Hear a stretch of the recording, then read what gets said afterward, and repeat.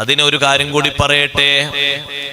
10ാം class 9ാം class 8ാം ക്ലാസ്സിലൊക്കെ എത്തുമ്പോ അള്ളാഹുവിനെ ഭയപ്പെടുത്തുകയും നല്ല ഉപദേശങ്ങൾ കൊടുക്കുകയും വേണം. അന്യ സ്ത്രീകളുമായി പ്രേമബന്ധത്തിൽ ഏർപ്പെടാനോ ഒരു കൂട്ടുകെട്ടുണ്ടാക്കാനോ അന്യപുരുഷന്മാരുമായി എങ്ങനെ സംസാരിച്ചിട്ട് ഉള്ള ഇൽമും തൊലക്കാനോ പാടില്ലെന്ന് മക്കളോട് പറയണം. രക്ഷിതാക്കൾ, ഉപ്പമാര്, ഉമ്മമാര് വാത്തുറന്ന് പറയണം. അതിനല്ല മോനെ നിന്നെ പറഞ്ഞേക്കുന്നത്, അതിനല്ല നിന്നെ പറഞ്ഞേക്കുന്നത്. നീ ഇത് പഠിക്കാനാണ്, പഠിച്ചുകൊണ്ട് ദുനിയാവും ആഖിറവും രക്ഷപ്പെടാനാണ്. കൃത്യമായിട്ട് ആ വിഷയങ്ങൾ ചോദിച്ചറിയണം. എവിടുന്നെങ്കിലും ദുസ്സൂചനകൾ കിട്ടിയാൽ, അങ്ങനെ വല്ലതുമുണ്ടെന്ന് ബോധ്യപ്പെട്ട് കഴിഞ്ഞാൽ നല്ല നിർദ്ദേശങ്ങൾ കൊടുത്തിട്ട് അവൻ അതിൽ നിന്ന് മാറ്റണം. ഭീഷണിപ്പെടുത്തിയിട്ട് ശകാരിച്ചിട്ട് പേടിപ്പിച്ചിട്ട് അക്രമങ്ങളൊന്നും ചെയ്യണ്ട. നന്മ നിറഞ്ഞ ഉപദേശങ്ങൾ കൊടുത്താൽ മതി. ഗസാലി ഇമാം തങ്ങൾ പറഞ്ഞല്ലോ, ഒരു കുട്ടിയിൽ നിന്നൊരു തെറ്റ് ബോധ്യപ്പെട്ടാൽ, ഒരു മകനിൽ നിന്ന് മകളിൽ നിന്ന് ബാപ്പ നന്നായി ഉപദേശിക്കണം. ഒന്നാമത്തെ ഉപദേശത്തിൽ തന്നെ ആ തെറ്റങ്ങ് മാറ്റി എന്ന് കരുതിക്കോളൂ. പിന്നൊരിക്കലും ജീവിതത്തിൽ അത് ഓർമ്മപ്പെടുത്തുന്ന രൂപത്തിൽ പോലും പറയരുത്. 5ാം ക്ലാസ്സിലുള്ള കുട്ടിയാണ്. ഒരു ദിവസം നല്ല പരിസരത്ത് തന്നെ നല്ല ഒരു ഹോട്ടലും കൂൾബാറൊക്കെ തുടങ്ങിയപ്പോ ആ കുട്ടി സ്കൂളിട്ട് ഇങ്ങനെ വരുമ്പോ എന്നും ഇതിന്റെ കരിച്ചതും പൊരിച്ചതും പൊള്ളിച്ചതും ചുട്ടതും ഇപ്പൊ അങ്ങനെ കുറെ വകുപ്പുണ്ടല്ലോ. എന്നൊക്കെ മണം ഈ കുട്ടി ഇങ്ങനെ ആസ്വദിക്കുക. കുട്ടിന്റെ കയ്യിലാണ് ഒരു കാശില്ല. പടച്ചോനെ ഇത് എന്തെങ്കിലും ഒന്ന് ഭക്ഷിക്കണം. കുട്ടി 1-2 ദിവസം ബാപ്പാനോട് ചോദിച്ചു, അപ്പൊ ഒരു 100 റുപ്യ എന്തിന്? അവിടുന്ന് ഒരു പൊള്ളിച്ച കോഴി തിന്നാനാ, ഒരു ചപ്പാത്തി. കുട്ടിന്റെ ആഗ്രഹമാണ്. ഇതിപ്പോ മോശമൊന്നല്ല, അത് ഒരു ഹലാല കുട്ടി ചോദിക്കും. അപ്പൊ ബാപ്പ ഞാനും എല്ലാവർക്കും കൂടി ഭക്ഷണം ഞാൻ വാങ്ങിക്കൊണ്ടു തരാം പറഞ്ഞാൽ മതി. നിനക്കാന്ന് വേണ്ട പോയിക്കോ. അങ്ങനെ പറയുമ്പോ പിന്നെ ഈ കുട്ടിന്റെ മനസ്സിൽ ഇതിന്റെ ദാഹം തീർന്നിട്ടുണ്ടാവില്ല. കാരണം കുട്ടി ഒന്നും ഈ വാസന അനുഭവിച്ചല്ലേ പോരുന്നില്ല. അങ്ങനെ ആ കുട്ടി ഒരു ദിവസം ഒരു 100 രൂപ അങ്ങോട്ട് എടുത്തുണ്ട്. കുട്ടി ഇപ്പൊ നമ്മളെ മോനല്ലേ, എടുത്തോണ്ട് എന്താ ചെയ്ത്? ഇങ്ങനെ ഭക്ഷണം കഴിച്ചു. കടക്കാരൻ കണ്ടപ്പോ ആങ്ങളെ മോമ്മടെ വന്നിരുന്നു. ഒരു 10-75 റുപ്യക്കുള്ള ഭക്ഷണം കഴിച്ചിട്ടുണ്ടാകും. ബാക്കി കയ്യിലുണ്ടായിരുന്നു. എന്നാ പിന്നെ ആ കുട്ടിനെ തല്ലിച്ചതക്കരുത്. ആ കുട്ടിയെ തല്ലിച്ചതക്കരുത്. അപ്പൊ നമ്മളെന്താ വിചാരിക്കുന്നത്?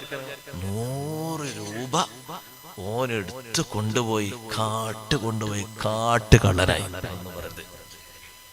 ആ കുട്ടിയെ നമ്മൾ വിളിച്ച് വിഷയങ്ങളൊക്കെ നമ്മൾ അറിഞ്ഞു. ഗസാലി ഇമാം തങ്ങൾ എത്രത്തോളം പറയുന്നുണ്ട് നിങ്ങൾ നോക്ക്. ബാപ്പയാണ് അറിഞ്ഞെങ്കിൽ ബാപ്പ ആ വിഷയം കൈകാര്യം ചെയ്യണം, ഉമ്മയെ അറിയിക്കാതെ.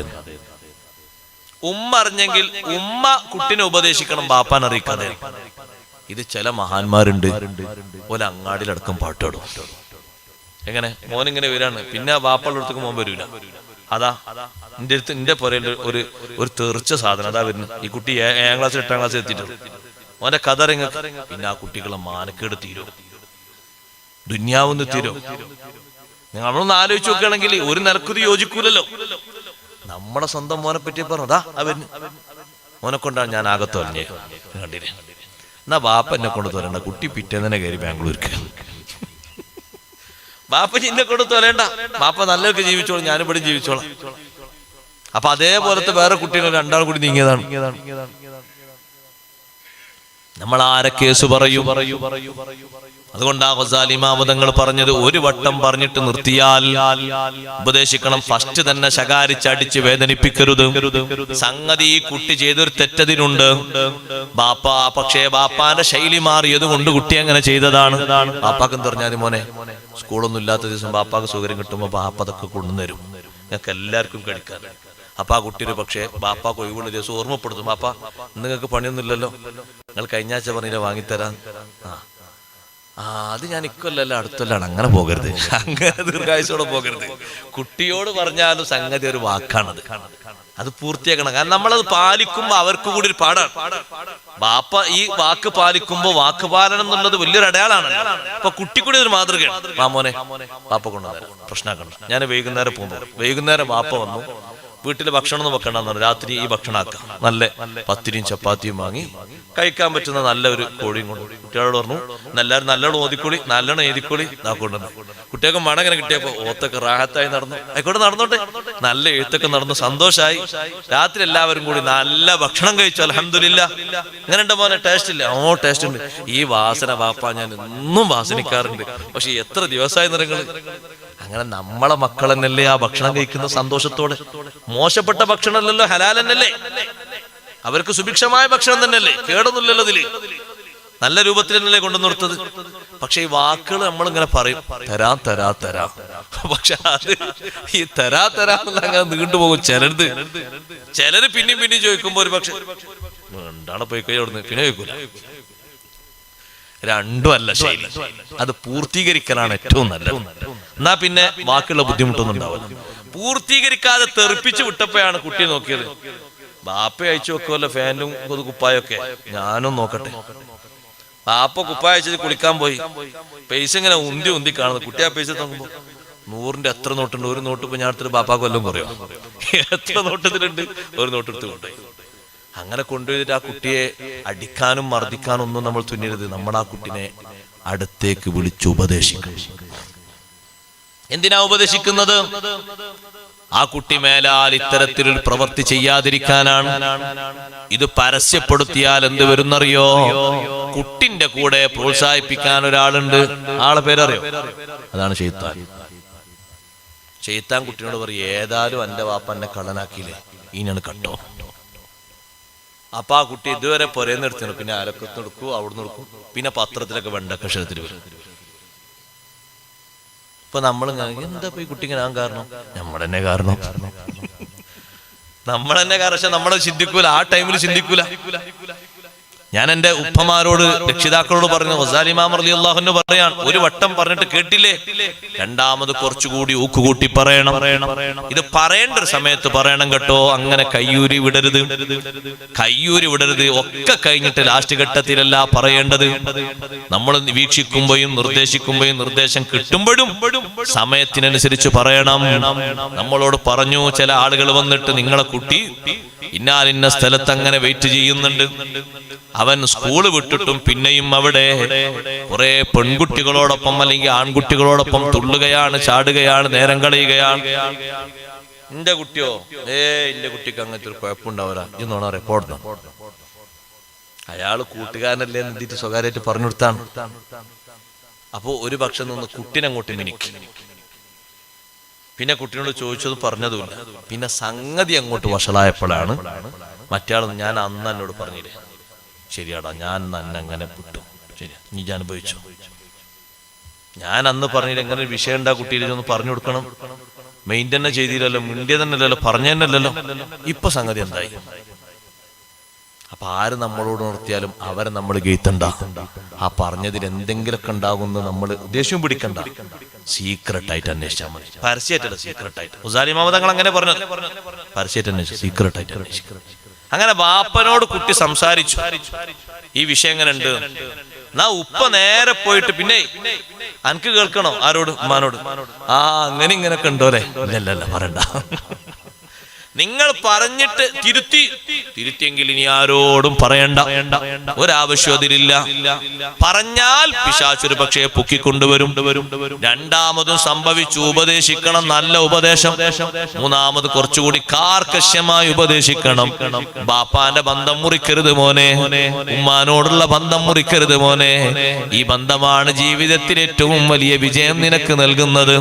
നല്ല സാരോപദേശങ്ങൾ കൊടുത്ത് ആ കുട്ടിയെ നന്നാക്കി വളർത്തി ഉയർത്തിക്കൊണ്ടുവരണം. ശിക്ഷണം കൊടുക്കുന്ന ശൈലി എങ്ങനെയാണ്? തീരെ ശ്രദ്ധിക്കാതെ പോകരുത്. ചിലരെന്ത് ചെയ്യുന്ന നിങ്ങള് അതങ്ങോട്ട് വലുതാകുമ്പോൾ ശരിയായിക്കോളെന്ന് പറയും. അതൊക്കെ ഇപ്പൊ അങ്ങനെ ഉണ്ടാകാം. അല്ലല്ലല്ല, അത് നമ്മുടെ ഒരു ദുഷ്കരമായ ശൈലിയാണ്. ഇപ്പൊക്കെ അങ്ങനെയാണ് ഉസ്താദെ, അതൊന്നും നിങ്ങളാ പറഞ്ഞായിരുന്നല്ലോ. ഇപ്പൊക്കെ എന്ന് പറഞ്ഞാൽ അങ്ങനെയാണ്. പിന്നെ കുട്ടികളൊന്നും നേരെ ചൊവ്വയാണെങ്കിൽ കല്യാണമൊക്കെ കഴിച്ച് ഒരു 3-4 കുട്ടികളൊക്കെ ആകണം, മതിയോ? അത് പോരാ നമ്മുടെ മക്കൾക്ക്. അങ്ങനെ നമ്മൾ വിട്ടാ കല്യാണം കഴിച്ചിട്ടും ഒരു പക്ഷേ ശരിയായില്ല എന്ന് വന്നെങ്കിലോ, അതുകൊണ്ട് സഹോദരങ്ങളെ, നമ്മൾ പിടിക്കേണ്ട സന്ദർഭങ്ങളിൽ പിടിക്കണം, ശിക്ഷണം കൊടുക്കേണ്ട നേരങ്ങളിൽ ശിക്ഷണം കൊടുക്കണം, ഉപദേശങ്ങൾ കൊടുക്കേണ്ടടുത്ത് കൊടുക്കണം. അഷ്റഫുൽ ഖൽഖ് റസൂലുള്ളാഹി സ്വല്ലല്ലാഹു അലൈഹി വസല്ലമ തങ്ങൾ പരാതി വന്ന് പറയുന്ന സ്വഹാബിമാരുടെ പരാതി ഏറ്റവും എളുപ്പത്തിൽ പരിഹരിച്ചിരുന്നത് മക്കളുടെ വിഷയത്തിൽ പറയുന്ന പരാതി പരിഹരിച്ചിരുന്നു. അല്ലാഹുവിന്റെ റസൂലേ, എന്റെ വീട്ടിൽ ചെറിയൊരു കുട്ടിയുണ്ട്. ഞാൻ പലപ്പോഴും സുബ്ഹ് നിസ്കാരം കഴിഞ്ഞ് വീട്ടിലെത്തുമ്പോഴേക്ക് കുട്ടി ഉണർന്നിട്ടുണ്ടാകും. ആ കുട്ടി അങ്ങനെ മുറ്റത്തേക്ക് അങ്ങനെ വേച്ച് വേച്ച് വരും. ഞാനൊരു പാവപ്പെട്ട മനുഷ്യനാണ്. എന്റെ അയൽവാസിക്ക് എന്റെ വീടിന്റെ ചുമരിനോട് ചാരി നിൽക്കുന്ന ഒരു ഈന്തപ്പന മരമുണ്ട്. അതിൽ നിന്ന് നല്ല ഒരു ചില്ല, അത് കൂടുതൽ കായ്ക്കനികൾ ഉള്ളതാണ്. എന്റെ മുറ്റത്തേക്കാണ് അത് തൂങ്ങിക്കിടക്കുന്നത്. രാത്രി കാറ്റ് തട്ടിയിട്ട് അതിൽ നിന്ന് കാരക്കകൾ താഴോട്ട് വീഴും, ഈത്തപ്പഴങ്ങൾ. ചിലപ്പോഴൊക്കെ എന്റെ കുട്ടികൾ അത് നുണയുമോന്ന് കരുതിയിട്ട് പെട്ടെന്ന് ഞാൻ തങ്ങളെ ഇൽമിന്റെ മജ്ലിസിൽ പോലും ഇരിക്കാതെ ഭയന്നിട്ട് പോകലാണ് നബിയെ. അതുകൊണ്ട് എന്റെ കുട്ടികൾ അങ്ങനെ ഭക്ഷിക്കരുതല്ലോ. തങ്ങളൊന്ന് പറഞ്ഞിട്ട് ആ മരം ഒന്ന് വാങ്ങിത്തരുമോ? ആ ഒരൊറ്റ മരം എനിക്കൊന്ന് കിട്ടിയാൽ പിന്നെ എനിക്ക് സന്തോഷമാണ്. കാരണം എന്റെ കുട്ടികൾ കേടുവരൂലല്ലോ. അവര് അവിഹിതമായ ഭക്ഷണം ഭക്ഷിച്ച് ചെറുപ്പത്തിൽ തന്നെ അവരുടെ ബുദ്ധിയും അവരുടെ ശേഷിയും അവർ നശിപ്പിക്കൂലല്ലോ. ഹബീബ് സല്ലല്ലാഹു അലൈഹി വസല്ലം തങ്ങൾ ആ മനുഷ്യനെ വിളിച്ചിട്ട് പറഞ്ഞു, നിങ്ങൾ ആ ഒരു മരം തരണം, നിങ്ങൾക്ക് സ്വർഗത്തിൽ 10 തരാം. 10 സ്വർഗത്തിൽ തരാമെന്ന് തങ്ങൾ പറയുമ്പോ അത് കണ്ടീഷനാണ്, റെഡിയാണ്. 100% ഉറപ്പാണ്, വേറെ ആരുമല്ല പറയുന്നത്. നബി സല്ലല്ലാഹു അലൈഹി വസല്ലം നിങ്ങൾ സ്വർഗത്തിൽ അങ്ങനെ തരുമെന്ന് പറയുമ്പോ ഈമാനോടെ മരിക്കാനും അതൊരു സബബാണ്. സ്വർഗത്ത് തോട്ടുണ്ടായിട്ട് ആളുകൾ പോകാതിരുന്നിട്ട് എന്താ കാര്യം? ഈമാനോടെ മരിക്കും, സ്വർഗത്തിലെത്തും എന്നൊക്കെ അതിൽ നിന്ന് കിട്ടും. പക്ഷെ ഇയാള് പറഞ്ഞെന്താ അറിയാം? അവധി കച്ചവടത്തിന് ഞാനില്ല എന്ന് പറഞ്ഞു. നിങ്ങൾ നോക്ക്, മറ്റേത് ആഖിറത്തിലല്ലേ കിട്ടുന്ന 10. അവധി കച്ചവടത്തിന് ഞാനില്ല, എനിക്ക് ഇവിടെ കിട്ടണമെന്ന് പറഞ്ഞു. അപ്പൊ അത് സ്വർഗത്തിൽ കിട്ടുന്ന 10 അല്ലേ? അപ്പോഴേക്ക് മുന്നോട്ട് വന്നു സയ്യിദുനാ അബൂബക്കർ സിദ്ദീഖ് റളിയല്ലാഹു അൻഹു. സ്വർഗത്തിലൊക്കെ 10 തരാന്ന് പറയുമ്പോ എത്ര പെട്ടെന്നാണ് അബൂബക്കർ സിദ്ദീഖ് വരുന്നത്. അല്ലാഹുവിന്റെ റസൂലേ, ആ സ്വർഗത്തിലെ 10 എനിക്ക് തങ്ങൾ തരുമോ? എന്റെ തോട്ടത്തിൽ യഥേട്ടം അവന് വേണ്ട 10 തെരഞ്ഞെടുത്തുകൊള്ളാൻ പറയൂ നബിയേ. ഇവിടെ എന്റെ തോട്ടത്തിലെ 10 പോയാലും 100 കൊടുത്താലും സ്വർഗത്തിലൊരു 10 ഉണ്ടെന്ന് പറയുമ്പോ എനിക്ക് ക്ഷീണമില്ല. അബൂബക്കർ സിദ്ദീഖ് റളിയല്ലാഹു അൻഹു വന്ന് പറഞ്ഞപ്പോ നബി സല്ലല്ലാഹു അലൈഹി വസല്ലം, എങ്കിൽ ആ 10 നിങ്ങൾക്ക് തരാം, നിങ്ങളെ തോട്ടത്തിൽ നിന്ന് അവന് കാണിച്ചു കൊടുക്കൂ. ആ മനുഷ്യൻ അങ്ങനെ പോയി സിദ്ദീഖ് റളിയല്ലാഹു അൻഹുവിന്റെ തോട്ടത്തിലേക്ക്. ആ അയൽവാസിയായ മനുഷ്യൻ പോയിട്ട് കാരക്ക മരങ്ങൾ, ഈത്തപ്പന മരങ്ങൾക്ക് നമ്പറിട്ട് വന്നു. വൈകുന്നേരമായപ്പോ ഭാര്യ ചോദിച്ചു, എങ്ങനെയുണ്ട്? ഇന്ന് നല്ല ലാഭക്കച്ചവടമാണ്, നാളെയും ലാഭക്കച്ചവടമാണ്. നാളെ എന്ന് പറഞ്ഞാൽ നേരെ പിറ്റേന്ന്. അഥവാ 10 ഓൾറെഡി ഇപ്പൊ കിട്ടിയിട്ടുണ്ട്. നമ്മളെ മുറ്റത്തുള്ളത് പറിച്ച് നമ്മൾ അങ്ങോട്ട് കൊടുത്തിട്ടില്ലല്ലോ. നാളെയാകുമ്പോ അതും നമ്മുടേതാണെന്ന് അവകാശവാദം ഉന്നയിക്കാം. ആര്? ഈ ഒരു മരത്തിന് വേണ്ടി 10 ഇവിടെ കിട്ടിയ ആളാ പറയണത്. 10 കിട്ടി, അതിന് പുറമെ ഇത് നമ്മൾ കൊടുത്തില്ല, ഇവിടെ മുറ്റത്ത് തന്നെ ഉണ്ടല്ലോ, അങ്ങോട്ട് കൊടുത്തിട്ടൊന്നുമില്ലല്ലോ, ഇവിടെ തന്നെ ഉണ്ടല്ലോ. സംഗതി കൊടുത്തു കഴിഞ്ഞു, പക്ഷെ വാക്ക് മാറാന്നാ പറയുന്നത്. പിറ്റേന്ന് രാവിലെ നോക്കുമ്പോ ബഹുമാനപ്പെട്ട റസൂലുള്ളാഹി സ്വല്ലല്ലാഹു അലൈഹി വസല്ലം തങ്ങളോട് ഈ സിദ്ദീഖ് തങ്ങളെ 10 വാങ്ങിയിട്ട് സ്വർഗത്തിലെ 10 സ്വീകരിക്കാഞ്ഞിട്ട് ദുനിയാവിലെ 10 കച്ചവടാക്കിയ ആ മനുഷ്യന്റെ ആ ഈത്തപ്പന മരം നേരെ അവിടുന്ന് ഇങ്ങോട്ട് മാറി ആ സ്വഹാബിയുടെ വീട്ടുമുറ്റത്ത് നിൽക്കുന്നുണ്ട്. രാവിലെ നീ അയാൾ നോക്കി, എന്താ സംഭവം? ഇതിൽ ഹബീബ് റസൂലുള്ളാഹി സ്വല്ലല്ലാഹു അലൈഹി വസല്ലം തങ്ങളെ മ്യൂസിയത്തുണ്ട്. സ്വന്തം മക്കളും നന്നാകാൻ വേണ്ടി ഒരു ബാപ്പ കഠിനാധ്വാനം ചെയ്തപ്പോ അള്ളാഹുവിന്റെ ഹബീബ് സ്വല്ലല്ലാഹു അലൈഹി വസല്ലം ചെയ്ത സഹായമാണ്. കാരണം തങ്ങൾ ഇതിന് ഏറ്റവും വലിയ സഹായം ചെയ്യുന്ന മക്കളെ ഈ വിഷയത്തിലും നന്നായി കിട്ടുക എന്നുള്ള ചെറിയ വിഷയമാണോ? അതുകൊണ്ട് എൻ്റെ ഉപ്പമാരെ നമ്മൾ നല്ലോണം അധ്വാനിക്കണം, നല്ല ശിക്ഷണങ്ങൾ കൊടുക്കണം, നല്ല പെരുമാറ്റങ്ങൾ കാണിച്ചു കൊടുക്കണം, നല്ല സ്വഭാവങ്ങൾ ശീലിപ്പിക്കണം, നല്ല സംസ്കാരങ്ങൾ വെച്ചു കൊടുക്കണം. നമ്മുടെ ഒരു ഭാഷ കൊണ്ടോ, നമ്മുടെ ഒരു അശ്രദ്ധ കൊണ്ടോ, നമ്മുടെ ഫ്രീഡം കൊണ്ടോ, നമ്മുടെ തകർച്ച കൊണ്ടോ അവർ തകർന്നു പോകരുത്. നമ്മുടെ പ്രചോദനം കൊണ്ട് അവർ നന്നായി വളർന്നു വരണം. നമ്മുടെ പിന്നാലെ നിന്നിട്ട് അവർ ഇബാദത്തും ഇൽമും തഖ്വയും ഒക്കെ ശീലിക്കണം. എല്ലാം ശീലിക്കണം, എല്ലാം അവർ പഠിക്കണം. നമ്മളോടൊപ്പം യാത്ര ചെയ്യുമ്പോ, നമ്മളോടൊപ്പം ഒരു വീട്ടിലേക്ക് അവർ വരുമ്പോ, അവിടെ എന്തെങ്കിലുമൊക്കെ ഒരു വിഷയങ്ങൾ അവരിൽ നിന്ന് കണ്ടാൽ ഇങ്ങനെയൊക്കെ ചെയ്യണമെന്ന് ഉണർത്തി കൊടുക്കണം. ബഹുമാനങ്ങൾ ബാപ്പമാര് പഠിപ്പിക്കണം. അങ്ങനല്ലേ ബാപ്പാരങ്ങനെ പഠിപ്പിക്കണം. നമ്മളിങ്ങനെ ഇരിക്കുക സിറ്റൗട്ടിൽ, ഇങ്ങനെ കുട്ടികളായി നമ്മളിങ്ങനെ ഇരിക്കുമ്പോ ബാപ്പാന് ചേട്ടൻ, അതിപ്പോ ഈ കുട്ടിക്കാരാ മൂത്താപ്പ, കുട്ടി അങ്ങനെ ഇരിക്കണം. മോനെ എണീക്ക്, മൂത്താപ്പ വരുന്നുണ്ട്, എണീക്ക്. ആ ഒരു വാക്ക് പറയണം. ഇത് വാപ്പയും വല്യാപ്പയും ഒക്കെ താഴെ ഇരിക്കുന്നുണ്ട്, കുട്ടീനെ മിമ്പർമ കയറി ഇങ്ങനെ ഇരിക്കണം. അങ്ങനെ ആകാൻ പാടില്ല. കുട്ടി എന്ന് പറഞ്ഞാല് 8, 9, 10 വയസ്സുള്ള കുട്ടിയാണ്. പക്ഷെ ആ കുട്ടിക്ക് ഇത് പഠിപ്പിച്ചിട്ടില്ല. ഉസ്താദ് വരാണ്, മോനെ എണീക്ക്. ഉസ്താദ് വരുന്നുണ്ട്, പോയി നല്ല പാൻറ്റും നല്ല കുപ്പായും നല്ല ഷർട്ടൊക്കെ ധരിച്ചു പോവാ, ഉസ്താദ് വരുന്നുണ്ട്. അപ്പൊ ആ കുട്ടിക്ക് ഒരു ബോധ്യായി, ഇങ്ങനെയുള്ള ആളുകളൊക്കെ വരുമ്പോ ഇങ്ങനെയൊക്കെ ചെയ്യണം. അപ്പൊ പിന്നെ ആ കുട്ടിയോട് തന്നെ ഒരു ചായ വാങ്ങിക്കൊണ്ട്, ഉമ്മാനോട് ചായ കൊണ്ട്, അപ്പൊ ഉസ്താദൊക്കെ വരുമ്പോ, മുത്താപ്പൊക്കെ വരുമ്പോ ഒരു ചായ ഒക്കെ കൊടുക്കണം. ഇതൊക്കെ ഒരു പ്രാക്ടിക്കലാണ്, ഒരു അദബാണ്. ഈ അദബിന്റെ മാർഗങ്ങൾ പോയി പോകാൻ പാടില്ല. അദബ് ജീവിതത്തിൽ നിന്ന് പോയാൽ പിന്നെ എന്താ ഉള്ളത്? ശരിക്കും അദബാണ്, കൃത്യമായിട്ട് അദബാ പഠിപ്പിക്കണം. അഷ്റഫുൽ ഖൽഖ് സല്ലല്ലാഹു അലൈഹി വസല്ലം തങ്ങൾ സ്വഹാബത്തിനോട് ഏറ്റവും അധികം പഠിപ്പിച്ച വിഷയം അദബാണ്. സ്വഹാബത്തിന്റെ അദബ് പോലെ ലോകത്ത് അദബുള്ള ഒരു ശിഷ്യനെയും കാണാൻ പറ്റൂല. ഏറ്റവും വലിയ അദബുള്ളവരാണ് അവർ. അദബ് കൊണ്ട് വാങ്ങിയ ഭാഗ്യങ്ങൾ ചെറുതല്ല, വളരെ വലുതാണ്. അദബ് പാലിച്ചുകൊണ്ട് സ്വർഗം വാങ്ങിയവരാണ് സ്വഹാബിമാർ. അതല്ലേ ഇന്ന് കിട്ടാക്കനിയായി മാറിയിരിക്കുന്നത്. അത് നല്ലോണം പഠിപ്പിക്കണം. മൂത്ത ആളും ഇളയാളും ചില വീട്ടിൽ അങ്ങനെ ഉണ്ടാകും. മൂത്ത കുട്ടി ഓനൊരു സാധുവായിരിക്കും അറിഞ്ഞുകൊണ്ട്, അതൊന്നും ആയിട്ടല്ല, ഓനൊരു പാവാണ്. രണ്ടാമത് ജനിച്ചൊരു കുട്ടിയുണ്ട്, നല്ല കുസൃതിയും വളവും ഒക്കെ ഉള്ള ആളാണ്. അതൊക്കെ ഉണ്ടായിക്കോട്ടെ, ഒരു കുഴപ്പമില്ല, കുട്ടിയൊക്കെ വിളവൊക്കെ ഉണ്ടാവും. പക്ഷെ ഈ കുട്ടി, രണ്ടാമത്തെ കുട്ടി, അനുജനായ കുട്ടി മൂത്ത കുട്ടിയെ ഹൈജാക്ക് ചെയ്താൽ പാപ്പ അതാരറിയും? മൂത്ത ജ്യേഷ്ഠനാണ്. ഇപ്പൊ എന്താ വിളിച്ചത്? പേരല്ലേ? കാക്കാന്ന് വിളിച്ചോ? കാക്ക ഇനി മേലാൽ പേര് വിളിച്ചത്? പേര് വിളിച്ചാല് ബാപ്പാനക്കൊന്നും കൊടുത്തു തരില്ല. ഇല്ലല്ലോ അപ്പ ഞാൻ വിളിച്ചു, പേര് വിളിച്ചു. പിന്നെ പേര് വിളിച്ചു, പിന്നെ എപ്പോഴെങ്കിലൊക്കെ ചൂടാകുമ്പോ പിന്നെ ഒന്ന് വിളിച്ച, പേര് വിളിക്കാൻ പാടില്ല, ഞാൻ പറഞ്ഞിട്ടില്ലേ? ഇതിങ്ങനെ ഒന്നിങ്ങനെ നമ്മളിങ്ങനെ ഓർമ്മപ്പെടുത്തി കൊടുത്താൽ അതങ്ങനെ കിട്ടുപോകും. പിന്നത് ഉണ്ടാകൂല, സ്വഭാവം ഉണ്ടാവൂല. അതിങ്ങനെ രണ്ട് കുട്ടികളിങ്ങനെ, ചെറിയ കുട്ടി മറ്റേ കുട്ടീനെ അടിച്ചപ്പോ പാപ്പ അനക്കോട് തച്ചൂടാനില്ല, അങ്ങനെ അറിയില്ല എല്ലാവരുടെ ശൈലി. എനിക്ക് നീ കൊടുക്കേണ്ട 2 എണ്ണം, മറ്റൊരു ഇങ്ങോട്ട് കൊടുത്ത തലക്ക് 2 എണ്ണം. അതല്ല, പ്രതിരോധ ശൈലിയല്ല പഠിപ്പിക്കേണ്ടത്, ബഹുമാന ശൈലി പഠിപ്പിക്കണം. മോനെ അങ്ങനെ അടിക്കാൻ പാടില്ല, മൂത്ത ജ്യേഷ്ഠനെ അടിക്കാൻ പാടില്ല, ചെയ്യാൻ പാടില്ല.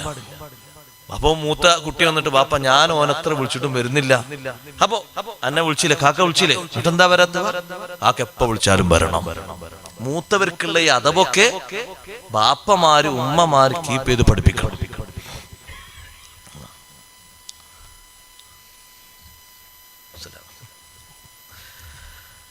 അപ്പൊ ഈ അദബ് ആ കുട്ടികളെ പഠിപ്പിക്കുമ്പോ നന്നായി അവർ പഠിക്കും.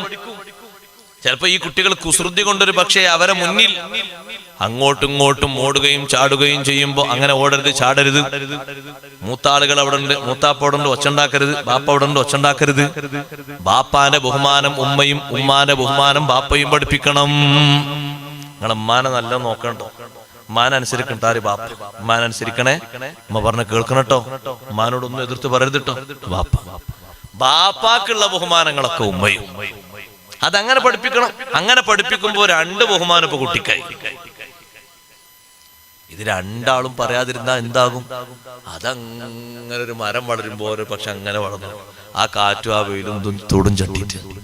അത് പോരാ, ശിക്ഷണ രീതി വളരെ കറക്റ്റ് ആയിരിക്കണം. അല്ലാഹു തൗഫീഖ് നൽകുമാറാകട്ടെ. അദബ് അതല്ല ഏറ്റവും പ്രധാനപ്പെട്ട ശൈലി. അഷ്റഫുൽ ഖൽഖ് റസൂലുള്ളാഹി സ്വല്ലല്ലാഹു അലൈഹി വസല്ലം തങ്ങളോട് അവിടുത്തെ പൊന്നുമ്മ സയ്യിദത്തുനാ ബീവി ആമിന റളിയല്ലാഹു അൻഹ, ആമിന ബീവി റളിയല്ലാഹു അൻഹ വഫാത്തിന്റെ നേരത്ത് ഹബീബ് സല്ലല്ലാഹു അലൈഹി വസല്ലം തങ്ങളാകുന്ന മകൻ അടുത്തേക്ക് ഇങ്ങനെ അണച്ചുകൂട്ടി പിടിച്ചിട്ട്, മോനെ, ഉമ്മ പിരിയുകയാണ്, എല്ലാവർക്കും പിരിയേണ്ടി വരില്ല മോനെ, അതുകൊണ്ട് മകൻ വിഷമിക്കരുത്, മകൻ ഒരിക്കലും വിഷമിക്കരുത് ഉമ്മ പോയി എന്നുള്ള കാരണം കൊണ്ട്. നോക്കാൻ എല്ലാവരും ഉണ്ട്, പാപ്പയുണ്ട്, മുത്താപ്പയുണ്ട്, ബന്ധുക്കളൊക്കെ ഉണ്ട്. പക്ഷെ ഒരിക്കലും മോനെ, അല്ലാഹു തആല മോനെ എല്ലാവിധ തെറ്റുകുറ്റങ്ങളെ തൊട്ടും അള്ളാഹു കാവൽ തന്നിട്ടുണ്ട്. ബിംബങ്ങൾക്ക് ആരാധിക്കുന്നതിൽ നിന്ന് മോൻ അള്ളാഹു വിലക്കിയിട്ടുണ്ട്. നല്ല നിലക്ക് മോൻ വളരണം, മോനാണ് എനിക്കുള്ള പ്രതീക്ഷ, എനിക്ക് ആ ഒരു സന്തോഷം, മോന് ഞാൻ ജന്മം നൽകി എന്നുള്ളതാണ് ആ ഉമ്മ പറയുകയാണ്. ശിക്ഷണം കൊടുക്കാൻ കുറഞ്ഞ വർഷങ്ങളാണ് കിട്ടിയതെങ്കിലും നല്ല രൂപത്തിൽ ആ ശിക്ഷണവും ആ ശൈലിയും കൊടുത്തിട്ടുണ്ട് ബഹുമാനപ്പെട്ട ബീവി ആമിന റളിയല്ലാഹു അൻഹ. ഹലീമത്തു സഅദിയ റളിയല്ലാഹു അൻഹക്കും വലിയ വിജയം കിട്ടിയത് അങ്ങനെയാണ്. അഷ്റഫുൽ ഖൽഖ് സല്ലല്ലാഹു അലൈഹി വസല്ലം തങ്ങളിൽ നിന്ന് കിട്ടിയ അദബ് കൊണ്ട് ബീവി ഹലീമ റളിയല്ലാഹു അൻഹയുടെ മക്കളൊക്കെ അദബുള്ളവരായി മാറി. നമ്മുടെ മക്കൾക്ക് നല്ല അദബ് അല്ലാഹു നൽകുമാറാകട്ടെ. പഠിക്കുന്നതിലും പ്രവർത്തിക്കുന്നതിലും നമ്മളോടൊപ്പം ഇടവേഗ ജീവിക്കുന്നതിലും നമ്മളെ ബാപ്പാരോട് ഉമ്മാരോട് ഇടവേഗ ജീവിക്കുന്നതിലൊക്കെ നല്ല അദബ് പാലിക്കും. ഒരു പക്ഷേ നമ്മളെ ജ്യേഷ്ഠൻ അഥവാ ഈ കുട്ടിന്റെ മൂത്താപ്പ, ആ മൂത്താപ്പ ഈ കുട്ടിനോടൊന്ന് ചൂടായി നോട്ടിക്കൊള്ളു. അപ്പൊ നമ്മൾ സത്യത്തിൽ മൂത്താപ്പ ചൂടാകേണ്ടതില്ല, എന്നാലും നമ്മൾ മൂത്താപ്പാന്റെ പക്ഷത്ത് നിൽക്കണം. എന്തിന്? മുതിർന്നവരോടുള്ള ബഹുമാനം പഠിപ്പിക്കാൻ വേണ്ടി.